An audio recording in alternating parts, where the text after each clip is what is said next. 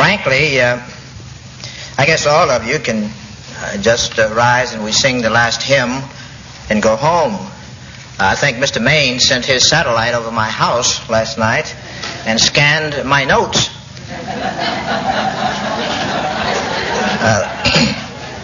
I was just sitting there telling my wife, and I said, oh no, that's one I had in. Oh no, there's another one he's got. It's funny how that runs sometimes. It's not the first time that has happened. It happens quite often. But I think if you bear with me, we can maybe switch around or approach some of those scriptures that he used in his sermonette. We'll turn them around just a little bit and maybe get a little bit more out of them, an additional psalm of something of that nature. But really, this past 3 weeks, I've heard repeatedly the phrase, close to God. Now, some of the individuals that we encountered wanted to get close to God. Some thought that they needed to get close to God. Some wondered how they could get closer to God. And some wondered what it meant to be close to God. And we can go on and on and on, but that seemingly has been forming some sort of a theme of people wanting to get close to God. So I thought that this afternoon we may address the subject, or that phrase, getting close to God, and frankly see how you fit in it. I've checked myself, so I know about where I fit, how I fit, but since you haven't heard what I'm about to say, you're going to have to do that as we travel through this sermon. But I will ask the question, what does it mean to be close to God for you? As a person, as an individual, as a member of God's church. If I were to ask each and every one of you to take out a piece of paper and to write down on that piece of paper, by being close to God, I mean blank, blank, blank, blank, blank. What would you put? What would you write on that piece of paper? Or what if someone were to ask you the question, they ask you, are you close to God? Well, 9 chances to 1, you would probably say sure, or yes, or I hope I am, or something in the affirmative. But how else would you answer the question if they were to ask you, how are you close to God? What does it mean to be close to God? How does it affect you, being close to God? What do you get out of being close to God? Why should you be close to God? What's the need of it? Sometimes I think maybe we don't give enough thought to simple phrases like that we use continually. So this afternoon, let's go through or address the subject, not in its entirety. We couldn't do that. But some points that I think will be helpful. At least, I hope, will start you to thinking. In my encyclopedia dictionary, I found 20 definitions for the word close. 20. I chose 2 that I think that were appropriate for the sermon and, frankly, from God's point of view, what it means to be close to Him. Now, the first one says that to be close to anything or anyone means to conform to, or approximating the original. In other words, if I want to be close to God, if I am expected to be close to God, that means that I am conforming to the ways of God. He's the original, and I am conforming to the original. God said, way back in the book of Genesis, let us make man in our image. So He is in the process, as we allow Him to, conforming us or transforming us, as it says in the book of Romans, to be as He is. So being close to God means that I am conforming. I am trying to resemble. I am trying to be as close a resemblance to Him as I possibly can. The other dictionary said, accompanied with that conforming, also would go bound by strong affection, loyalty, and common interest. In other words, not only am I trying to conform to God, it is not in a grievous way. It is not in a grievous manner. It is by my own choice, because I want to do it, and I am going to do it because I have a lot of affections for God. I am loyal to God. We have common interests, and I want to be a very, very close friend of His. So then, if this is true, and I believe it to be, these two definitions, there are others that we could have taken, and if you were to look up the word, you would probably find some of them too. If this is the case then, in order to be close to God, I would think that one must be conforming to Him and must be bound to Him by love, by affection, by loyalty, and by a common interest. In other words, if you have a friend, unless you have these things, it's going to be very difficult for you to get close, as we say, to that person. If your interests aren't the same, if you think differently, you don't like to do the same things, then you're not going to be close to one another. So then the first thing that we need to do, as we address the subject as to how one goes about becoming close to God, since conformed means to bring oneself into harmony with and agreement with, it behooves each and every one of us to take a good, hard, long look at God. Now, because, it just might be that I'm not too sure that I want to conform to Him. I might not want to be just like He is. I might not want to think as He thinks. I might not want to do what He does for the reasons that He does it. So I'd better take a real good look at this being called God if I want to be close to Him, if I'm trying to be close to Him, if I think there's any value in my being close to Him. So the first point that I wrote down would be to seek God. Now we generally do that in 4 basic ways in an overall sense: prayer, Bible study, meditation, and fasting.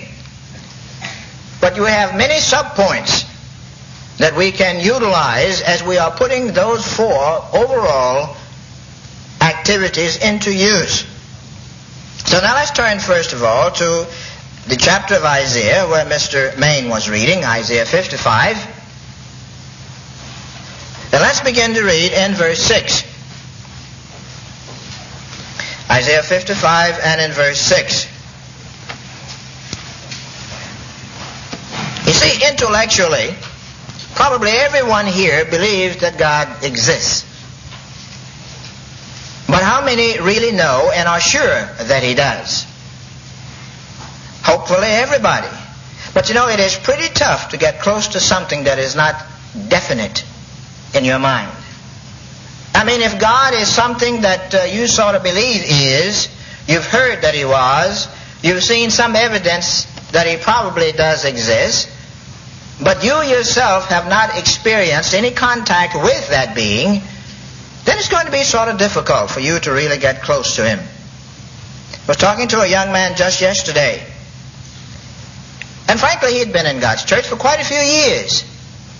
And as we were sitting talking and discussing a few points, he says, I'm beginning to have a problem. Well, he said, maybe I've had the problem for quite a few years in really knowing that God really does exist in the sense of my making contact with Him.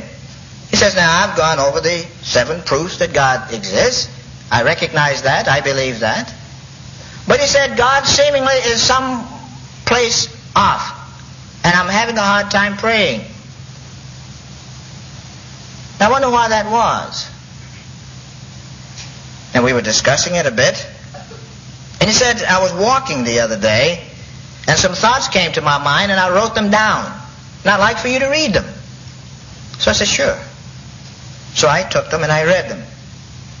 And after I had finished, I said, well, I don't know why you're having the problem, because what you've written down here is precisely what it takes in order that one should know God, get to know God, that He really does exist, that you don't have to wonder. It becomes second nature to you as it would your father. And he used that as an example. He says, now my father, even though that we weren't very close, he said he was in the house with me, He gave me orders, or he expressed his desires on different things that I should do and need to do. And those things that I didn't do, he punished me for. Those things that I did that he was pleased with, he rewarded me for. And he said, and I could relate to that. Because I could see him, in other words. I could hear him. I could touch him. Sometimes he could smell him. But he said I could relate to that. In other words, here is something that I as a human being can relate to. He says, now I don't see God. I don't feel him. I can't touch him. And he says, somehow I'm having difficulty in really seeing him as my Father. And I said, well, what you've written down on your paper is precisely what you need to begin to do. That inevitably you are certainly going to look at God, upon God, as being not only the Father that you knew in the physical sense, but a Father way beyond that, with capacities way beyond that. Someone that you love, and knowing that he loves you. So, here in Isaiah 55, verse 6, God himself says something that I think, even though it's very fundamental, he reveals something here that is most fundamental, and yet it is necessary knowledge in his word. Now let's begin to read in verse 6. Seek you the eternal while he may be found. Call you upon him while he is near. Now this seems to indicate that God is putting a time limit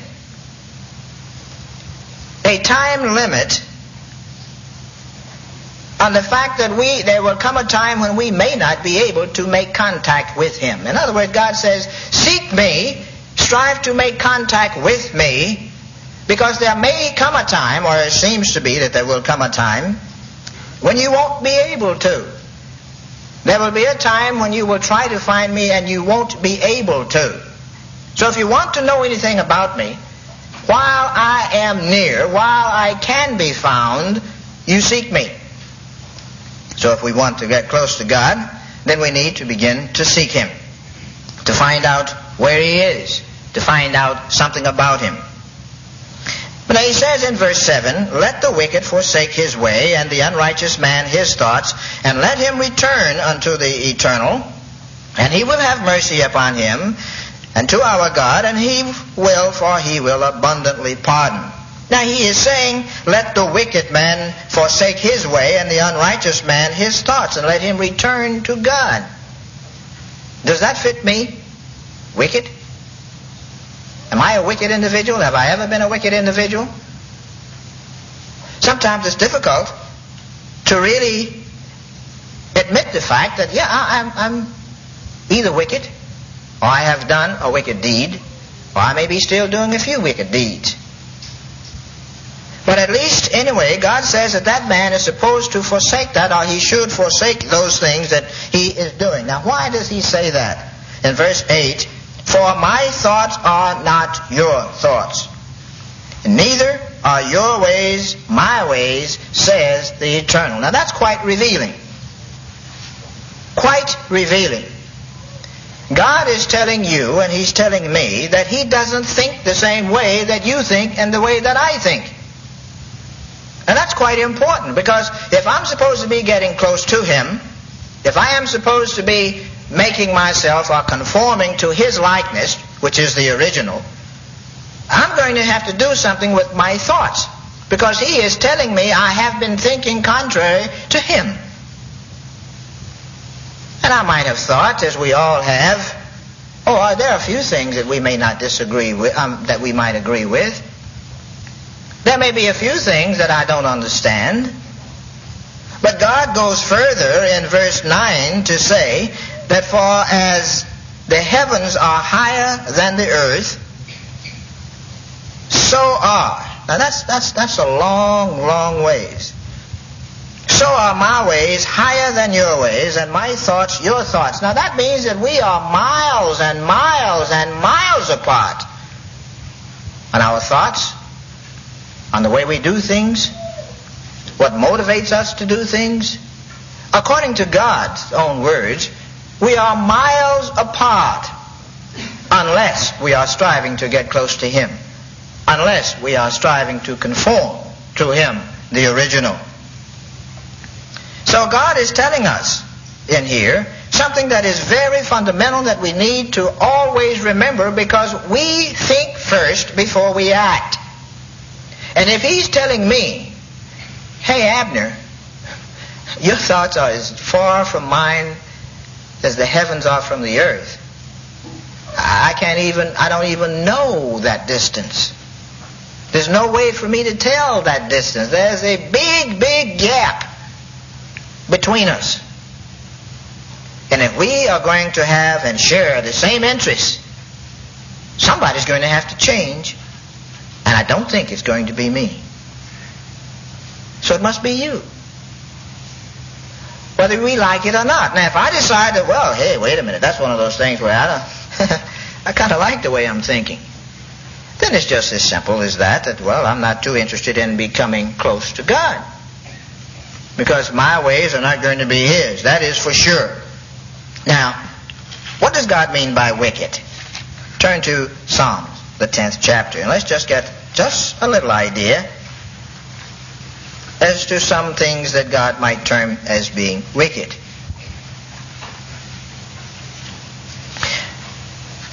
Psalms 10, and let's begin to read in verse 1. Here's the psalmist which is saying, why stand you afar off? This is Psalm 10, verse 1. O Lord, why hide you yourself in times of trouble? Now here's an individual who is either trying to get close to God, or he's wondering why God isn't close enough to somebody else in order to do something.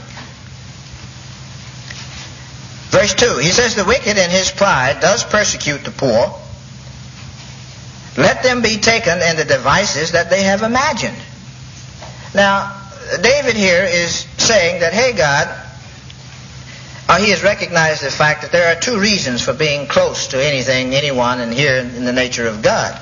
You are close to God because you are trying to imitate Him, you're trying to be like He is. Or you are close to God in order that if you're not trying to be like He is, He can deal a few blows to you. In other words, He's close enough to sort of use His hands to hit you. And David is realizing that the wicked individual is certainly contrary to God, and he said, hey, you're too far away. You can't hit him there. Why are you so far off? Why are you so aloof in times of trouble? And he talks about this wicked individual. Verse 3 says, for the wicked boasts of his heart's desires, it was being brought out in the sermonette, and bless the covetous whom the eternal abhors. In other words, here's somebody who certainly is doing the diametrically opposite things that you would have us do. And they seem to be getting away with it. You don't seem to be close enough to that person to stop him. The wicked, through the pride of his countenance, will not seek after God. I don't want to be bothered with God. Now, we don't always say that. We don't always say in our actions, I don't want to be bothered with God. I don't want to be close to God. I don't want to be near God. We don't say those words, but our actions speak louder than those words. That is in what we do, and the way that we do it, and why we are doing it. So David is saying that they won't seek after God. Now that certainly is a pretty good definition of a wicked individual who doesn't seek God. God is not in all of His thoughts. God is not in His thoughts. Now we just read where God said that your thoughts are not my thoughts, and how far they were apart. And here we see that a wicked individual does not have God in his thoughts. So now as you take counsel as to things that you have been doing, we all have been doing, and we do every day, how many times is God in your thoughts before you perpetrate an act? Before you do something? How many times do you think of God first before you act? If we don't do that, there's a good possibility that we're going to act in a way that is going to alienate God and not cause us to be close to Him. So we see then that a wicked individual, you can go on and read some more of that, talks about the individual sitting in lurking places and so forth and so on, in secret places, to do harm to the poor. We don't do that in the sense of doing harm to the poor knowingly, but we do it sometimes not knowingly, and the result is certainly the same. But now, if God doesn't think as I do, then in order to get close to God, I've got to discard my thoughts until I see what He thinks. Does He say that anywhere in the Bible? He does. Turn now to Proverbs, the 3rd chapter. Proverbs 3.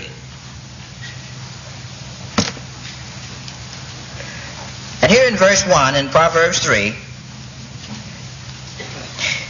we see inspiredly written, "My son, forget not my laws, but let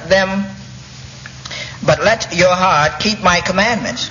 For the length of days and long life and peace shall they add unto you."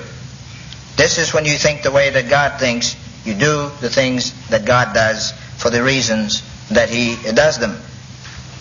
Verse 3 says, "Let not mercy and truth forsake you. Bind them about your neck. Write them upon the table of your hearts. And so shall you find favor and good understanding in the sight of God and man." So here are some instructions for those of us who are striving or want to get close to God, to be like He is. God tells us to do, and we will not only find favor in His eyes, but also in the eyes of our neighbor. Now sometimes we don't give a care or a hoot about what our neighbor thinks. But God seemingly thinks that sometimes we ought to under certain conditions. Because we do have to deal with human beings. We do have to deal with people even in God's church. Do you care what the person sitting next to you think? If you do, here are some instructions that God says. You will not only draw closer to that person, but you'll draw closer to me. Verse 5 says, "Trust in the eternal with all your heart, not in yourself. Lean not unto your own understanding." In other words, here's the way that I see it. Here's the way that I would like to do it. Here's the way that I think it should be. Here's the way that it's going to be done that will give me pleasure, and so on and so on. God says, don't do that. Don't lean to your own understanding. If you want to get close to me, you have to find out what I want. You have to find out my thoughts on the subject. If you don't believe you should be tithing, and you want to get close to God, you better find out what He thinks about it. Because we can come up with all kinds of excuses why one should not tithe.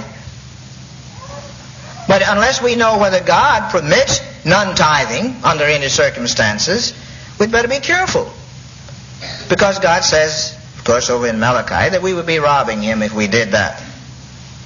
And what about treating our children? Now we can go on and never think about God, but bring our children up the same way that our parents and their grandparents brought them up. And they may unknowingly have some many good points. And they may unknowingly have some pretty bad points. But when God calls us to come close to Him, He expects us to check with Him. Now, whenever your child, particularly and especially girls, wanted to go out, and especially at night, if the dad was at home, he did some pretty close checking as to where she was going, who she was going out with, how long she was going to be gone, how many were going, on and on and on. He didn't care what she thought in the sense of her own protection on the matter, but he was thinking about her, and he wanted to know those things, and he had her to check with him before he gave his okay. Now, I know that quite often we go on and we don't pay any attention to what the parent says, but we pay for that. The price is paid. But the point is, there is a danger of alienating the affection of the parent when we do that. And if we are trying to get close to our parents, to mimic them, to be like them, we must then be loyal to them. We must know what they like and why they like it. We should not lean to our own understanding in that sense. Now that doesn't sit too well with many teenagers, because God has given us a mind, them a mind, the same as He's given adults, and quite often they want to know, well, I've got a mind of my own, why can't I think the way that I want to think? Well, that's fine. Just check it out. Make sure that what you're thinking is right and proper. That's all. That's what God requires, so that we can remain a closely tight-knit family. Just check it out with me, Dad. That's all. And if I say it's okay, well then fine, beautiful. You are learning to think the way I'm thinking. That's what most parents would like for their children to do. And certainly God much more than us as physical human beings. I haven't seen, and there probably are some, there's always an exception to the rule, but I don't know of any parent who knowingly caring about their children, and especially their teenagers, will say, do what you want to do. I don't care. Lean to your own understanding. You don't have to bother with me. You want to do it? Go. You want to smoke pot? Smoke it and see what it's like and come back and tell me. I don't care. But we don't do that because we want harmony, we want peace, we want understanding in the family. And so we require, as it were, of our teenagers or our children, so long as they are within our protection or under our protection, to check with us. Just run it by me and see what I think about it. And quite often we agree. Quite often we do agree. But don't lean to your own understanding about the subject alone. Not that you shouldn't think about it. Not that you shouldn't come to some conclusions. You should. You should exercise the mind. You've got a mind. God expects us to do the same thing in our studying of His Word. He expects us to do the same thing with whatever we hear. Don't just believe it because I said. Check it out. Check up on it. Don't just read it and say, oh, I've got that, man. Now I know what it is. And you go and you do it yourself and you tell everybody else, yeah, this is the way that it should be done. No, check it out with the authority first. Don't lean totally to your own understanding. Verse 6 says, in all your ways acknowledge Him, God, that is. If I'm trying to be just like He is, then I want to make sure that I check everything out with Him. We must walk together. We must be thinking the same thing. Always remembering God has already told me the danger of my thoughts just normally, naturally are not going to be His. I am not going to think to solve a problem the same way that He does. I'm not going to even think to give a gift like He gives it for the same purpose and reasons that He gives it. Mother's Day is on us. There will be many gifts given. But why? What will be the motivation behind the gifts? Will it be proper? How do you know? Well, I just know. She's my mother and I love her and I want to give her something. I just know. Well, God says you may be right. But how about checking it with me first, son or daughter, to see whether or not you are giving it for the real purpose, the right motive. Not to gloat yourself, not to have her walk around and to show it to everybody and you just burst with pride. But yes, you do give her because you love her. You want to make her happy. You don't give it to her in order that you will become so happy selfishly because somebody can look at it and say, I gave my wife that or I gave my mother that. Isn't it beautiful? It would be for the wrong reason. This is what God is simply saying. Don't lean to your own understanding about matters because you're not going to think about it in the same way that I think about it. So check with me and see if your thoughts are the same as mine on the subject. Now, to give a gift to mother is right on because He tells us in one of the cardinal 10, honor thy father and thy mother. So He is simply saying that if we want to be as He is, we want to get close to Him, in all of our ways acknowledge Him. And then if we do that, He will direct our paths. He will keep a light in the path that we will be following and walking all of our lives. That insurance policy that Mr. Maine was talking about. Now what's going to happen if he doesn't check or if we don't check? I think it becomes quite obvious we're treading on dangerous grounds when we don't check with God. Verse 7 says, be not wise in your own eyes. Don't be wise in our own eyes. Now we all are. I am, you are, we all are. A man is right in his own eyes. But God says, hey, wait a minute, don't be until you have checked it out with me. Fear the eternal and depart from evil. It shall be health to your navel and marrow to your bones. All good things if we check it out with God. Honor the eternal with your substance and with the first fruits of all your increase. Now, some may take issue with that. This is not a sermon on tithing. We had one. But the point still remains, there are still a lot of misunderstandings about tithing. Whether I should, whether I shouldn't, whether I need to or I need not to. And I can remember how I thought years ago before I really learned or I really understood. I never thought that I was robbing God. I thought that, as soon as I'm able to, I'm going to start. And as a matter of fact, that's what I wrote Pasadena years ago. I was real good and real righteous, you know. When I found out that one should be tithing, I sat down and I penned that letter. As soon as I'm able, I shall begin to tithe. Little did I know that by the process of tithing, I was going to bring some things upon me that would not only cause me to be obeying God, but to increase my standings even more so. That's what God promised that He would do. And when I found that out, He did. So it's just a point that daily we are constantly doing, thinking, saying, hearing things that are contrary, that are not the thoughts of God. And if we intend to be close to Him, then we must not give lip service. There are certain things that we are going to have to do. And God will, and as He does always, tell us what those things are, how we can get close to Him. And He says in verse 10, so shall your barns be filled with plenty, and your presses shall burst out with new wine. This individual that I was talking to, I asked him, I said, have you done any of these things? Well, no, not really. Oh, I have, but, you just have to, if in order to stay in the church, that's what you need to do. Well, it's no wonder, really, that he hadn't really gotten in contact with God. His motives were wrong. His reasons were wrong. His thoughts about tithing were wrong. And when you have wrong thoughts, you're not going to have closeness.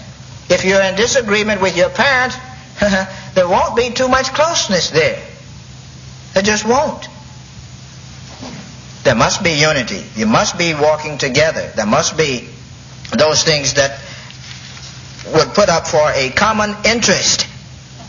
Now, in 1 John, all the way back in the back of the Bible, 1 John, the 4th chapter. Here again, remembering the thought that we must always check. We must always check with God. And he tells us here, 1 John 4, Beloved, believe not every spirit, but try the spirits whether they are of God. Now this certainly does tell us something, that there are spirits that are not of God. Now basically, I know that some people do, but basically we do not hear, touch, smell, see spirits. So how do we go about testing them? How do we go about trying them to see whether they are not of God? How can we do that? How do you know whether or not you are of God or I am of God? How do we go about doing that? But he certainly does say that we need to try. We need to check it out. The latter part of the verse says, because many false prophets are gone out into the world. So we need to check the spirit that is behind what we do, think, and say. Over and over and over in different ways, we will see God telling us this. Check it out. Everything, even spiritual matters, because that's where things begin, in the mind. Your thoughts. Check them out. In the latter part of verse 6, he says, Hereby know we the spirit of truth and the spirit of error. Now, how do we go about doing that? The Apostle Paul gives us a pretty good idea in Romans, the 7th chapter. How do we go about checking these things out? First of all, we must be aware of them before we can do any conscious checking. We must make sure that we understand and we know that they are there. And we must recognize them as being there. They're not something that's going to go away. It's the life that we're going to be leading each and every day. Paul, the Apostle Paul, here in the 7th chapter of the book of Romans, and we all know that this is the book where Paul realizes and recognizes the fact that there are a lot of things that he wants to do, but he finds that he can't do, and those things that he really he doesn't want to do, he finds that that's what he's doing. But now let's pick up the account in verse 21.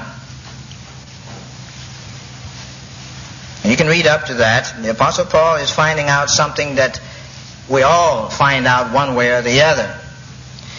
But in verse 21 he says, I find then a law that when I would do good, evil is present in me.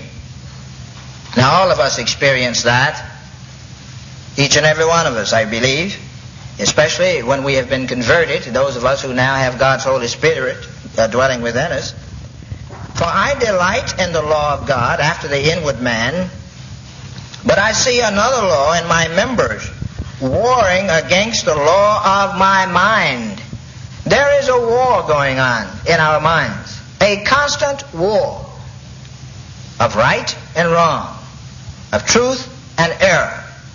We are constantly thinking one of the two.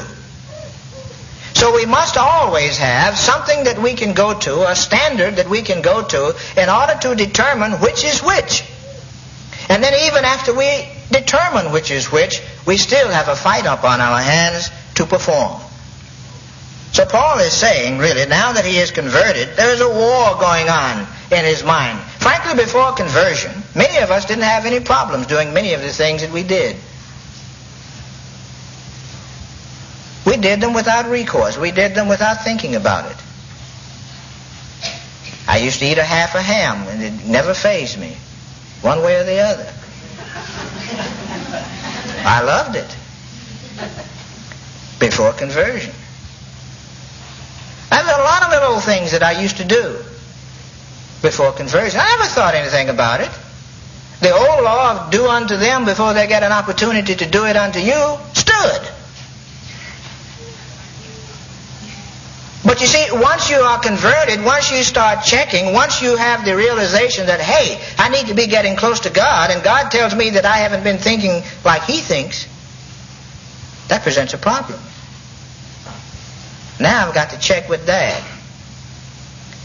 And when Dad says, hey, that's wrong, I've still got a problem, because I still want to do it.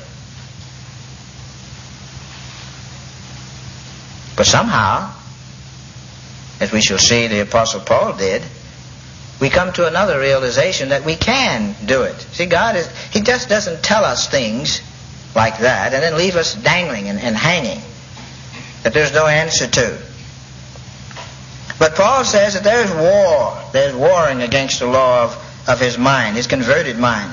And bring me into captivity to the law of sin which is in my members. And then he recognizes something because he's having this fight. And because he loses every now and then. And you know, this is another point, brethren, that sometimes when we lose, we just go completely down. We get down on the ground and we wallow in something that we failed in. And God says that's not what He wants. You're going to fail. Any learning process, there's failure. And since we are learning to be as He is, close again, meaning that I am trying to become as the standard, God is the standard, I'm going to make some errors. So it isn't wrong, as the Apostle Paul says, oh, wretched man that I am. Oh, we recognize that. We are wretched. We are stupid sometimes. And we can just go on and on and on with names that we can labels we can pin on ourselves. That's good to recognize that, because hopefully it's going to be somewhat of a deterrent that we don't do it anymore. Or at least it's not as often as we used to, and we begin to overcome it. So So the Apostle Paul recognizes the fact that he's a wretched individual for allowing himself to fall into the trap. But he says, nevertheless, who shall deliver me from this body of death? What must I do? What am I going to do? I can't help myself. Do I just wallow around and say, woe is me, the jig's up? No, that's not what he says. He says, I thank God through Jesus Christ our Lord. So then with the mind I myself serve the law of God, but with the flesh the law of sin. He continues even after failure with his mind, you see, striving to strengthen his mind to the extent that he will cease to give in to the fleshly desires. He thanks God for that, Jesus Christ, that is, which tells us something else. In order to get close to God, we've got to go through Jesus Christ. That's the only way. That's the only avenue. There's a war going on, and God knew it. God knew that we needed, really, a physical example to look to. Like this man was telling me. He looked to his father. He could see his father. He could touch his father. He realized and recognized the fact because that nobody could see him, sometimes there would be problems. So as a human being, we needed a human being to do something that we could look to and see that a human had done it. So the Apostle Paul then recognizes the fact that there was, and there is, as far as we're concerned now, there's no more a war as far as Paul is concerned, but we are fighting a war all day long. Every day, all day. Even when we are asleep sometimes, there's a war going on. And you ever be sleeping and you wished you could wake up? Maybe none of you have done that. Oh, yes. But God did want us to have an example. So let's look in the book of John.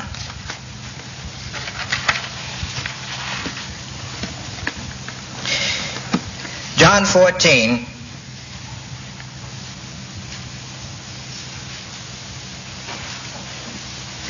And let's look at verse 6. Begin there. Jesus said unto him, John 14, beginning in verse 6, I am the way. Remember, the Apostle Paul said he thanked Jesus Christ. That's the way by which we must go in order to get close to God. There's no other way. We have to go through him. And Jesus Christ here, through the pen of John, states that he is the way, the truth, and the life, and that no man comes to the Father but by him. So in order to get close to God, we must always remember we've got a channel to go through. There's someone we must go through in order to get close to God. No other way. So Jesus Christ figures into the picture without measure. If you had known me, verse 7, you should have known my Father also. And from henceforth you know him and have seen him. Say what? Philip said unto him, Lord, show us the Father, and it will suffice us. See, Philip caught that when he talked about, you have seen him. You've seen the Father? Hey, wait a minute, I didn't see him. Show him to me. Then maybe he'll be, it'll sort of settle in my mind a little bit more. Let me see him. Let me see the Father. And then it will suffice me. Verse 9, Jesus said unto him, have I been so long with you, and yet you have not known me, Philip? He that has seen me has seen the Father. And you say, then show us the Father. In other words, Christ is saying this. You want to know about God? You want to know whether or not you really want to get close to him? Take a look at me. I am the Father. That is, I am exactly like him. I am as close to him, or closer to him, that any human being will ever be able to get in the physical life. I'm it. You want to know what God thinks? Take a shot at what I think, how I think. You want to know what God would do under certain circumstances and in certain conditions? Take a look at what I did. Take a look at what I tell you to do. Take a look at how I handled the problem. Now, if you do that, then you know what the Father is like. Because I know. Nobody else really knows. I know. I was there. I was able to touch him in a spiritual sense. I was able to see him in a spiritual sense. I was able to talk to him in a spiritual sense. I know him. I've been with him from time immemorial. You want to know what the Father is like? You want to know whether or not you want to be close to him? Take a look at me. I can show you. In this physical life, he's saying. So that's what, you see, we need to really do. If you want to be close to Christ, or God, take a look at Christ. Check with him. With what we do. With what we say. The motivations behind what we do and what we say. Should I have made this telephone call? Or should I not have made it? The time to decide whether or not you should or you should not make the telephone call is before it's made. Check it out. Would Christ have made the call? If he would have made the call, then it's okay, I'll make it. Now, I'm not going to be able to put that in your head, in your mind. You're going to have to decide that for yourself. Because if you are still thinking that maybe I should have made the call, and you don't make it, as far as the relationship between you and God is concerned, you've already made the call. As far as you and the other person is concerned, you probably would have saved that person maybe some hurt or some embarrassment. But as between you and God, the ultimate one that you are striving to get close to, you've already made it. So Christ is simply saying here, if you want to know anything about God, whom you have not seen, no man has seen, you have not heard his voice, not at any time, here I am. Take a look at me. Take a look at my life. I'm having it recorded so that you can do that. So that nobody will be able to say, I forgot. So no one will be able to say, I don't know what Christ did. I don't know how he handled the problem. He says, I'm making sure that this is recorded. And I'm making sure that nobody is going to be able to erase it off of the face of the earth until such time as I deem it necessary. So that we can all be able to look and to see what we would like to know about God. And I not only have acted myself, but I have caused other men to act and to write. So that we are without excuse, as it were. If you really want to be close to God, then there's a way that we can. In verse 10, he says, Believe you not that I am in the Father, and the Father in me? The words I speak unto you, I speak not of myself, but the Father that dwells in me, he does the work. He purposefully, Christ purposefully, did what the Father told him to do. So we can just look at his whole life, as much of it as we possibly can, and realize that it is God that's doing it. Because he didn't do his own thing. He didn't lean to his own understanding. He only did what he says the Father told him to do. So we can rest assured as we take a look at it and realize that, yes, this is what the Father would have me do. This is what God would do under these circumstances. And mean it, and know it, and understand it. So then we do have an example. We do have many examples that we can turn to and look to of men gone by who have set or blazed a path, as it were, for you and for myself, that if we really want to get close to God, we can take a look at and follow in their footsteps. As John said. We'll turn to that later. Now also, there are some other things that I will just comment on, points that we can do in order to get close to God. 2 Corinthians. We can turn to the book of 2 Corinthians, chapter 10.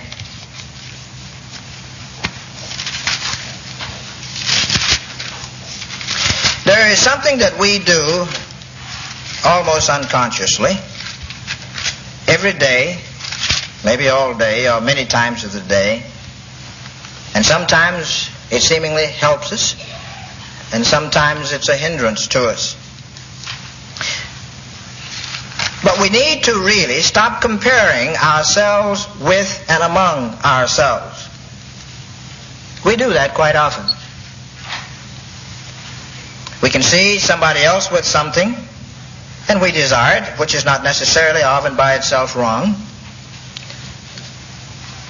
But we do compare ourselves among ourselves. Now, in verse 10, in 2 Corinthians 10, verse 12 in 2 Corinthians 10, the Apostle Paul writes, "For we dare not make ourselves of the number, or compare ourselves with some that commend themselves. But they, measuring themselves by themselves and comparing themselves among themselves, are not wise." Now, why is that so? Why is it not wise to compare yourself with somebody else? You will see an individual that you really do admire, and you will begin to compare yourself with that individual. If I could only be like that person, if I could only do that, if I could only run as fast as such and such, I'd be an Olympic star. If I could only speak like such and such and such, I'll be a Walter Cronkite. Make big money, big bucks. And some of the ladies, I hope not, would think maybe that if they could only be like, what's my friend's name? Barbara Walters. She's making a vast sum of money. If I could only be like her, maybe I could even get her job. On and on it may go. We each have different individuals that we are drawn to. We each have different individuals that we compare ourselves to. And generally we are comparing ourselves as a standard. In other words, we use them as our standard. If I could only be like that person, I wouldn't be like I am, and I would be in the same status that that person is. Now here's one of those things where Jesus Christ caused Paul to write, "Hey, don't do that. There's something wrong with that." Now if you want to get close to God, that's not the way to do it. Don't go around comparing yourself with other people. Now why not? Well, what's wrong with that? All right, let's just turn to Jeremiah. Jeremiah 9. And let's look at verse 23. Well, we can start in 22. It's a good point here. Jeremiah 9. "Speak thus, says the Eternal, even the carcasses of men, shall fall as dung upon the open field, and as the handful after the harvestman, and none shall gather them." In other words, one of the reasons that we should not compare ourselves among ourselves or with anybody else is because in the final analysis, that individual is going to go the same way that you're going to go. One of these days he's going to lay down or fall down. Somehow or other he's going to get down, and he's not going to be breathing anymore. And verse 23, he says, "Thus says the Eternal," or thus says the Lord, let not the wise man glorify in his wisdom." Now we have some pretty wise individuals in this world. But God is saying, hey, don't let that wise man, or that wise man shouldn't glorify in his wisdom. So now if we are guilty of wishing that we were like that wise man, and that wise man is somewhat conceited in his own conceit, God says, don't do that. "Neither let the mighty man glory in his might." We've had some pretty strong individuals. Presidents like Teddy Roosevelt. I think he was the one that carried the big stick and walked softly. Since the Iran situation, I think many, many Americans would certainly have wished that Teddy Roosevelt was in power. But he carried that big stick, and he would use it too. But you know, God says, hey, wait a minute. There's a big danger that an individual who recognizes he has that power will glorify himself in that power. And that's not right. And if he does it, you would do it too, 9 chances to 1. You know, a lot of times we figure, or we think, that we're different. You know that? Quite often we think we're different. How often have I heard, and my son comes to mind right fast when I think about this, that if only I had a few bucks, now if I had $1 million, I wouldn't spend it like J. Paul Getty did, or the Rockefellers, or some of the other multi-millionaires. He wouldn't spend it like that. Now he would spend it another way. In other words, he would give to the poor.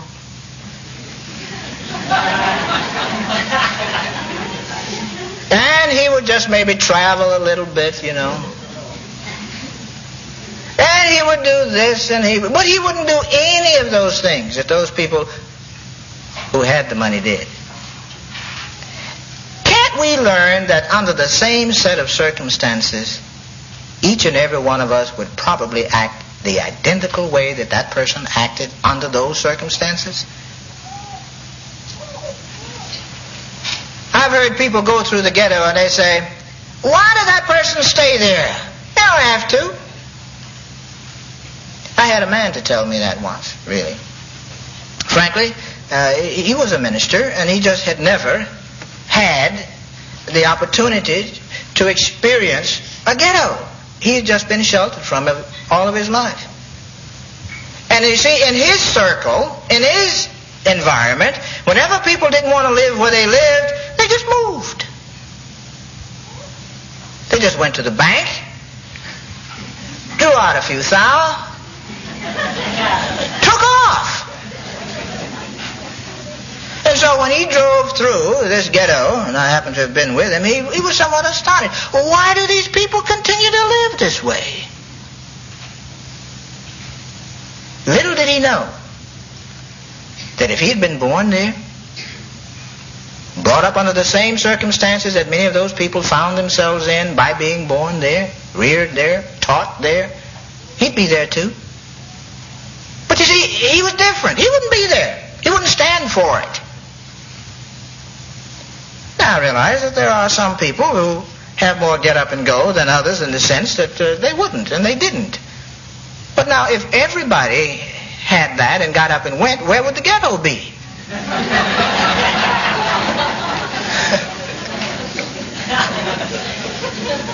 You know, God in his wisdom was wise when he said the poor will always be with us. But we need to recognize this fact that, hey, I'm no different than that other guy. Under the same set of circumstances, I will do the same thing.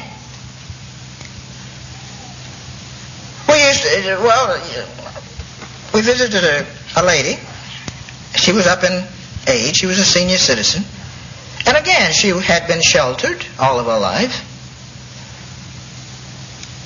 And there opened up, one of the little red light houses close to her area. And she was indignant. And she should have been. Nobody wants to live in a red light district, I don't think. There may be a few who would like to, but I don't think they would. But she was indignant. To be a harlot was something that she would never do. Impossible.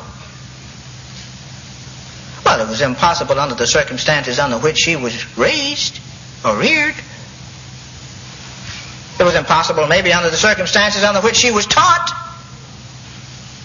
The conditions that she was brought up. But if she had been brought up under the same conditions as some of the harlots that were in that home, she'd be in that house too. A likelihood of her being there. So God says, don't compare yourself one way or the other, up or down. That's not what we need to use as a yardstick for our lives, especially if we want to get close to God. Don't do it that way. He says, let not the rich man glory in his riches. And let's face it, most of the rich men do. Now here's the point in verse 24. But let him that glory, if you got anything to glory about, let him that glory in this, that he understands and know me. What? I'd rather have the $1 billion, huh? I'd rather be flying all over the world, around the world, anytime I got ready. I'd rather have a pool in the backyard so when it got hot in the summer I could just go out there.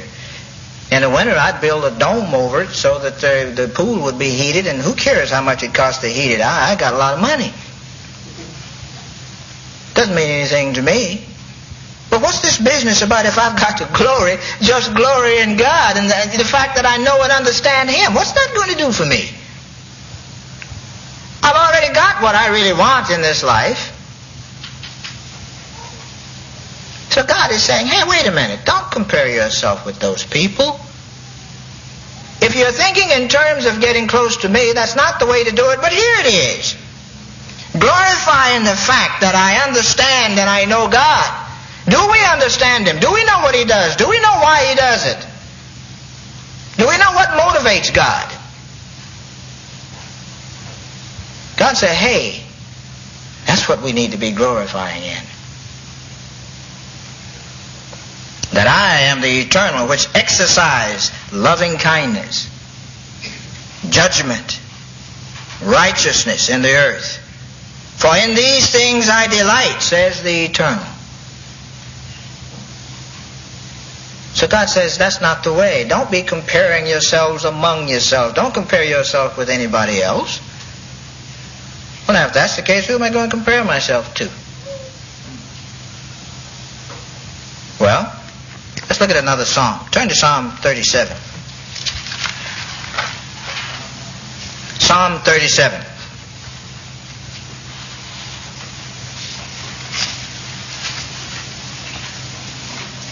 Here's another bit of instruction. You're going to compare yourself to something or somebody so that you'll know you'll be on the right side. Psalm 37:37. The psalmist says, mark the perfect man. Don't just overlook him. Don't just realize that he's there. Mark him. Make sure you know him. Get to know him. So we mark, take knowledge of, as it were, the perfect man, and behold the upright. For the end of that man is peace. And you want to know what all of the bucks in the world can't buy? Peace. Who is the perfect man? Universally over the entire face of this earth in Christendom, who acknowledges the fact of the perfect man? Who is he? He's that individual by whom we must go through in order to get close to God, Jesus Christ.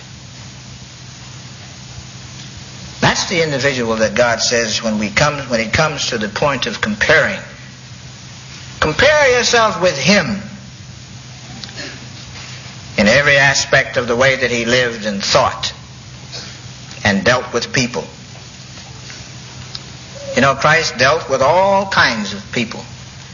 And that was the reason that the Apostle Paul emulated Him when he says, I became all things to all men. You have to.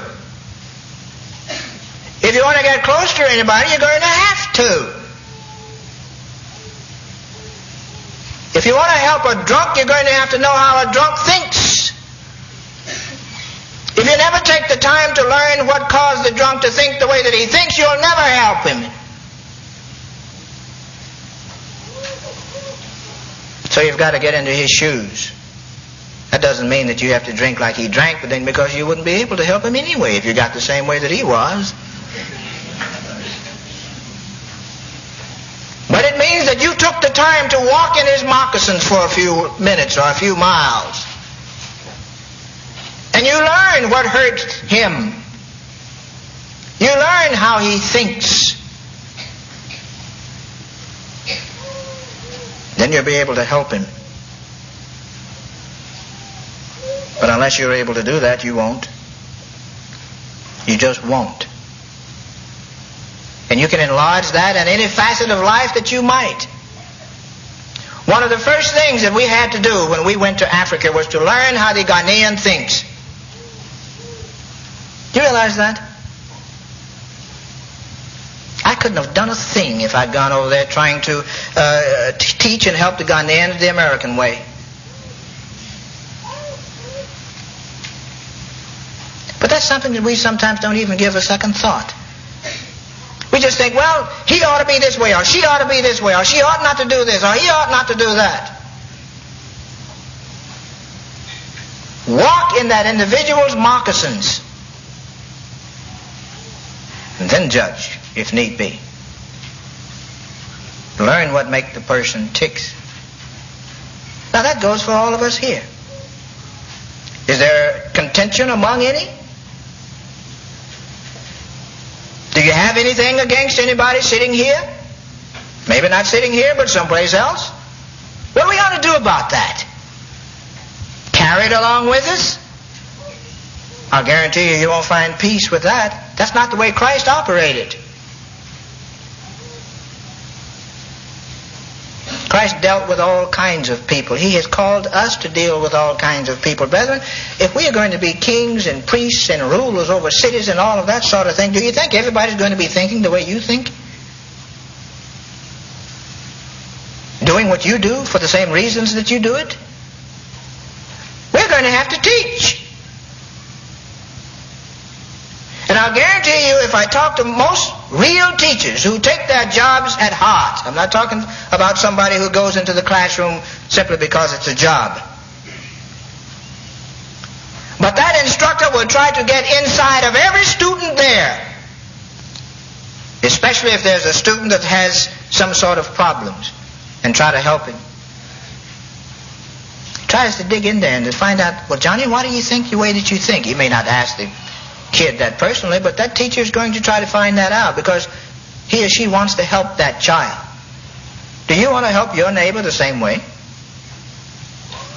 Or is it me and God and me, and everybody else take care of their own? Sure, God says that we're to work out our own salvation, but that's a part of it. Us learning how to relate to people. Would God put you or me over 10,000 people that we can't relate to? We don't want to take the time, the bother, or the trouble? Jesus Christ did. He did it. He talked to all of the people sometimes that some of us say we wouldn't touch with a 10-foot pole. And he gave his life for the individual that we think the lowest of, to the individual that we think the highest of.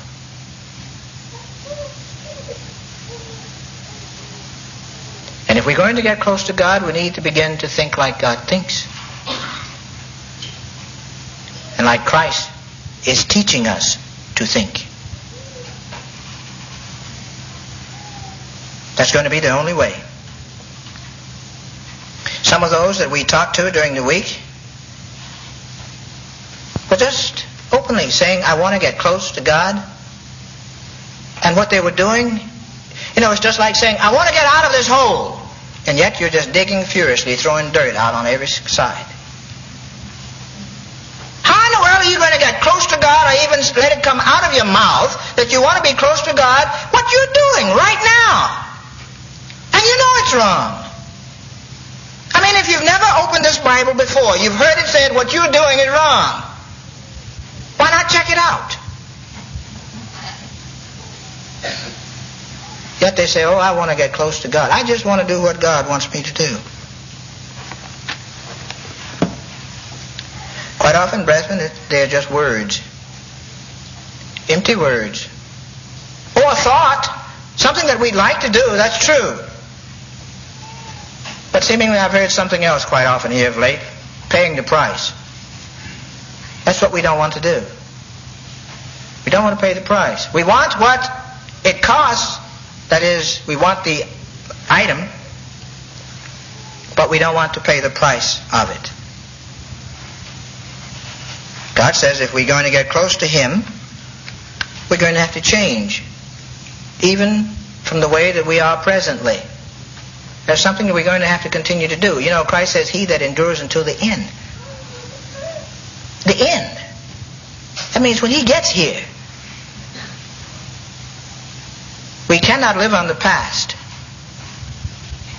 And inasmuch as we don't know what we're going to live and do in the future, we can't live on that. We can only live for the present. God gives us another point. Turn to the book of Galatians. Galatians, the 6th chapter.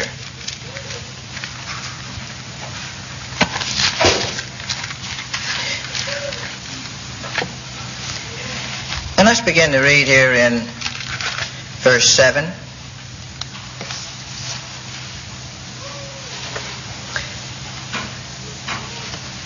Galatians 6, verse 7.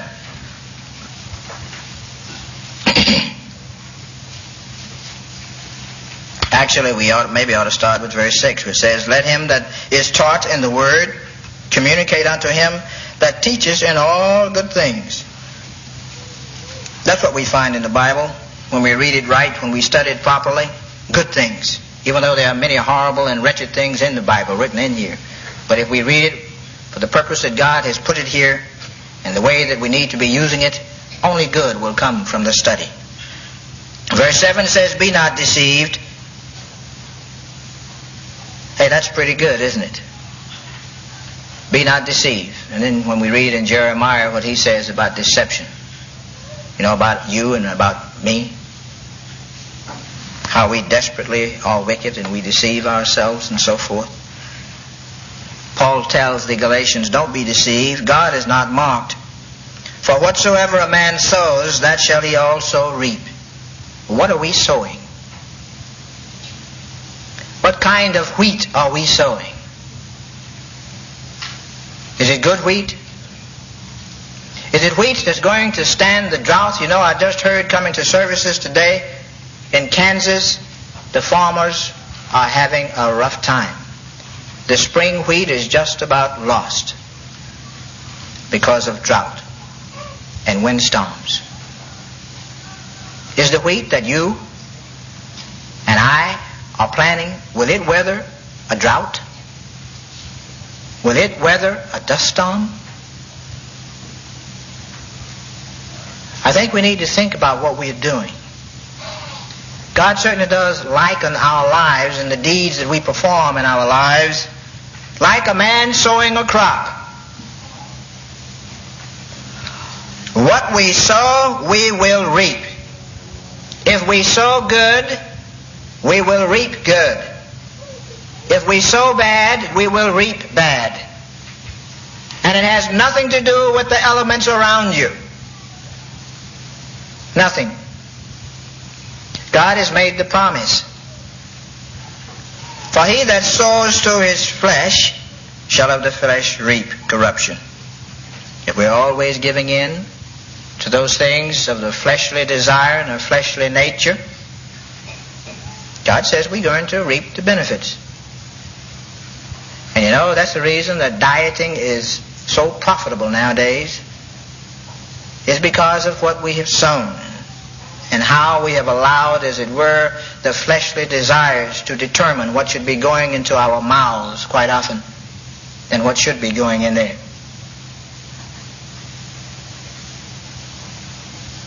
But he that sows to the Spirit shall of the Spirit reap life everlasting. Oh, it's not an easy task. It's not an easy thing. Not at all.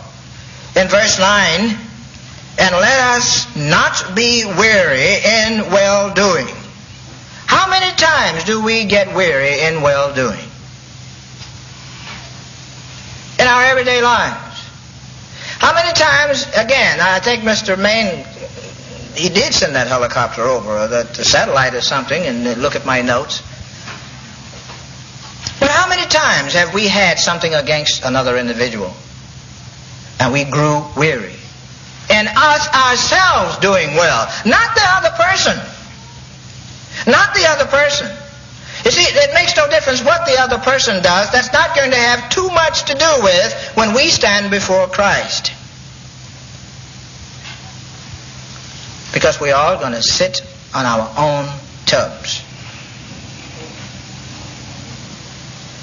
So it isn't, or it doesn't make any difference whether or not the other individual has repented, in the sense of he's still kind of weak or whatever it might be, and he's stepping on my toes.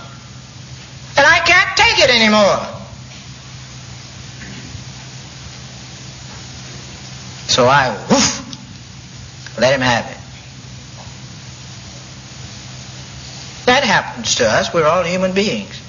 And I dare say that there's not a one in this building, sitting, standing, or whatever we may be doing, that this hasn't happened to.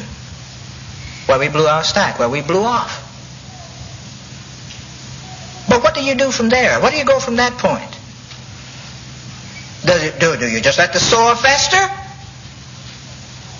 Or do we say, hey, I remember, I'm not supposed to grow weary in well-doing.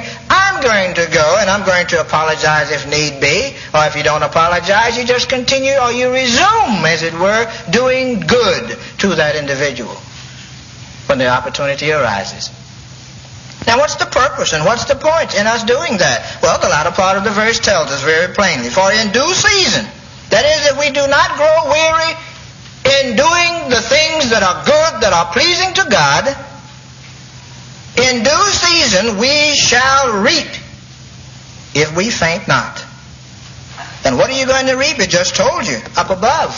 Whatever you sow, that's what you're going to reap. So as soon as we find that the crop that I put in, I told somebody off, I blew my stack at them, that's a bad crop. As soon as I recognize the fact that the crop that I sowed, or the beans or the potatoes, if you want to liken that or whatever, they have fungus, they're not doing properly, you dig them up and you plant something else. Plant a good crop there this time. God is simply saying, if you want to be close to me, this is what we need to do, and you're going to reap what there is to be reaped. There are some more, but we won't have time to go into them, but I do want to read you something. Somewhat of the bottom line, really, of it all. Why that we are not close to God in the first place. Let's turn quickly to Isaiah 59.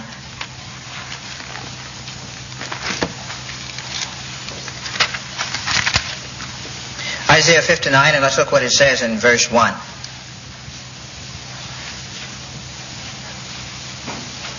By the way, and you can just take that portion of the sermonette too and just place it really in this sermon, the one about, I was just going to approach it from the point of view of letting God be your banker. And where it says in Matthew 6, 19 and 21 about your treasures. See if you can yourself fit that in this sermon somewhere where it would make sense to you.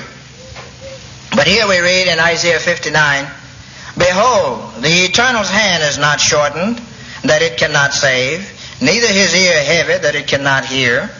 Of course God hears us. He sees us. He's all-powerful. He is God. But your iniquities have separated between you and your God. That's what has caused the gap, the yawning gap between us as human beings and God the Father. What we do, our lawlessness, our breaking, as it were, of the law, and your sins have hid his face. That is, we have made him hide his face, as it says in my margin, from us or from you, that he will not hear. It is because we were not thinking the way God thinks. It was because we were not doing the things that God would have us do in the first place that caused that great big separation. That we even have to think in terms of getting close, as it were, to God. So we need to recognize all of the times what it is that separates us from God. It is our iniquities. And then finally, turn back in the back of your books to 1 John, the 2nd chapter.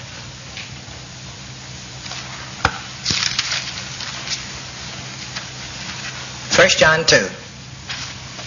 My little children, these things write I unto you, that you sin not. That's the purpose for the writing here. That's the purpose for us trying to get close to God in order to stop our sinning, stop our transgression, stop our lawlessness, stop us from going away from God, and cause us to begin to come to God. That's the purpose for the words. That's the purpose for this Bible. My little children, these things I write unto you, that you sin not. And if any man sin, we have an advocate with the Father, Jesus Christ the righteous. That's the one that we must go through. He's our advocate.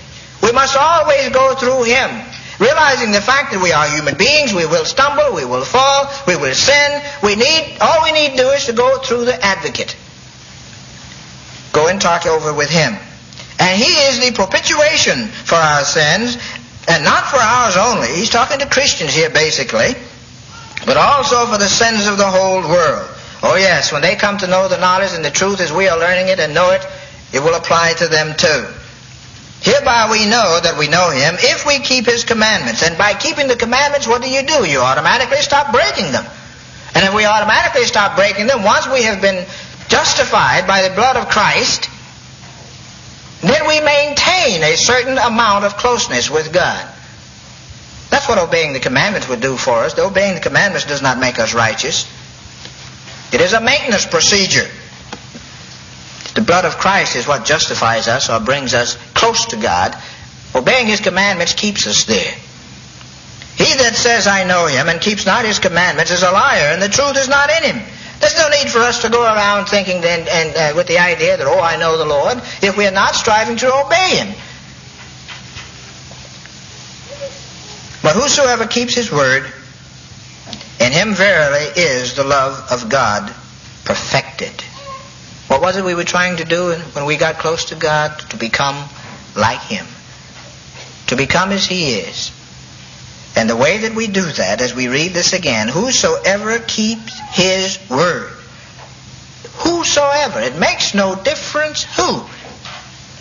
In him, in that individual that is striving with all of his might to keep the laws of God, to obey the laws of God, to perform the laws of God in his life, in her life, whomever he or she may be, verily is the love of God perfected. And inasmuch as God is love, that is what we are striving to become. Love. Hereby know we that we are in Him.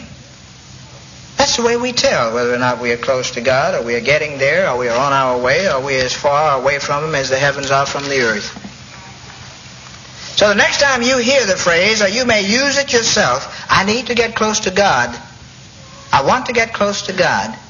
I'm not as close to God as I should be. Realize what you're saying and what it is that you have to do in order to get there. Additional programs and literature available at hwalibrary.com.